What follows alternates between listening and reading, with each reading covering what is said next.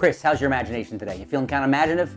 Okay, don't think we're in the studio space. I want you instead to think that we're at some house party. I'm doing walk around magic at a house party. Everything's going really well. It's the perfect time of night. It's like, I don't know, about 11:30. Everyone's had a couple of drinks. I go into the living room, sitting on the couch, 3 women.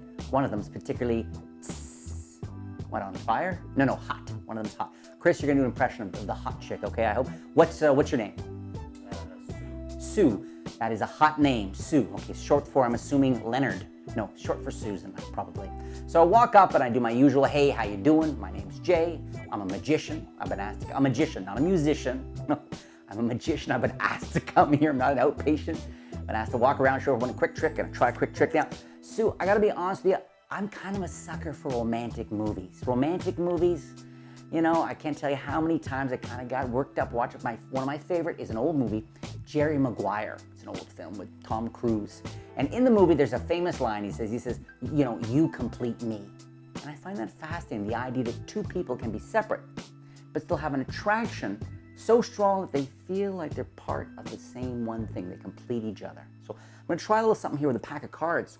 And we're gonna go with that theme of 2 separate things coming together. And we're gonna use something that is, I guess, maybe absolutely unique in the whole world. Speaking of unique things, your email address. Okay, now I want you to trust me. Got it? I'm a professional. I'm a working professional. I'm gonna use your email address along with a deck of cards here. So I'll give the cards a little bit of a cut here, a little bit of mix up here. And let's use a playing card. Let's use the Ace of Diamonds. So Sue, what's the first half? Just the first half of your email address. Sue 21. Sue 21. Okay, I gotta say you look good for your age, but Sue 21. Okay, Sue 21. Okay, we'll do Sue 21. That's the first half. Leave that right there. The second half on the back of in this case, it's the King of Spades. Sue 21 at what? At Hotmail. Okay, I would agree with the hot part. Thank you. Hotmail.com. Writing like I've been doing shooters all night. Okay, so look. We know the phrase, you complete me. So I'm gonna try to bring the 2 together. Watch. Off the back of the king, just a shake. Like that, look. Right off the back of the King of Spades. Sue 21 at hotmail.com. And I hope you don't mind, but I'm gonna keep that one. A week or 2 ago, I shared with you guys a trick. And the idea of the trick was it was a flirting card trick. It was a card trick designed, the presentation, the handling, and I do mean the handling was designed to really fuel any attraction that might be happening between you and a girl or a guy or a tree or Saturn the planet and its gravitational pull on your loins. Whatever it was, whatever you're into, of course. That was the idea, and the response was really great to that trick, and a whole bunch of you said, share more of these tricks. So I'm not gonna all of a sudden turn my channel into a whole bunch of pick-up tricks kind of channel, but I am gonna share a few more of these kinds of things with you. Notice you don't have to use them as some sort of flirty trick. You can, you could present it straight up to friends at school if you're, 9, and you can do a decent double lift, whatever. You don't have to go that way. Having said all that though, let me sort of talk about some of the virtues here. First, number 1, there's so many things about this, again, sort of like that other trick I shared with you guys, that is designed to, if you feel there's a chemistry, if there's a click between you and someone else, during your performance, you can actually kind of see to what degree they're a real prospect, to what degree maybe, rather than having to meet them later on, at the house party, you trap them in the basement with 2 beers and, you put on a wig or something weird, upset. Rather than having to do that, it's neat to be able to test the waters essentially during the performance. So, number 1. In the scenario I did with Chris here, who was very patient with me, and I thought I did a pretty good impression of a hot chick, frankly. Particularly the fact that he's only standing here in underwear, and he's actually not even wearing the underwear where you'd think normally people would. So it's a very intimate set here with Chris and I. I wouldn't do this as an opening trick. Okay, you don't go, it would be, I'd do a couple of tricks, get a sense that, I think somebody that I'm attracted to seems to be finding me kind of charming too. Then you'd go into this for a few reasons. Notice the difference between asking for somebody's phone number and asking for their email. I have found time and again that people in general are a little bit more comfortable sharing their email. I mean, they get sales messages, they get a whole bunch of stuff into their email than their phone number, which is much more personal. I also love email because you can follow up with an email and you can kind of, it's a neat opportunity rather than calling someone in cold saying, hey, I was the magician from the other night, remember me, please?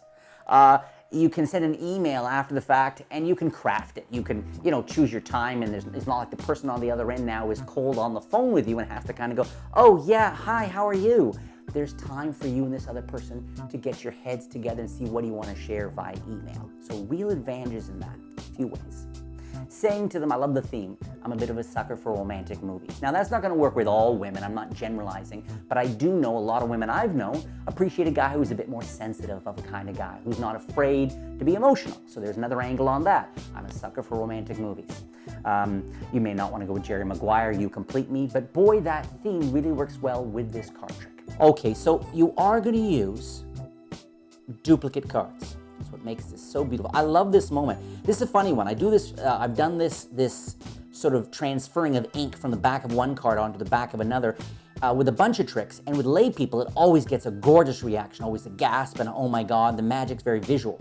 For magicians, it's funny though, because, and I do perform for magicians on occasion, there's this half beat because they're kind of putting together what just happened. So it's one of these situations where if you're a magician and the magic didn't strike you, boom, is simple and obvious, definitely sort of reconsider that you're thinking about it a little too much like a magician. Now, what you want for this is a contrast card. You want nice to have, you want also something that doesn't have a lot of ink when you're going to put their email address on the face part, right? So in this case, I have a 3 of diamonds and I have 2 kings of spades. Do a double lift. She's in the first half, okay, and I write down Sue. Let's say it's Sue 69. Thank you, Sue 69, okay. Blowing it, turn the double over, and I'm putting the king down, okay? Then I do a second double lift, showing the king now, okay? And now on the back, I say, what's the other half? And she says it's at Gmail, let's say. So it's at gmail.com, okay? So you're here.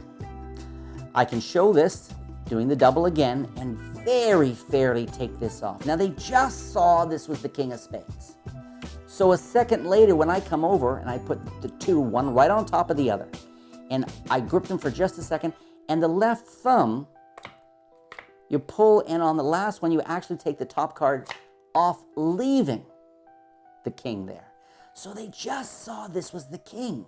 Then they see, boom, immediately turn that over, because you don't want any confusion. If you do this, it's like, okay, you just switch the cards, and I don't understand what happened. But so you have to be very clear here. They just saw this was the king.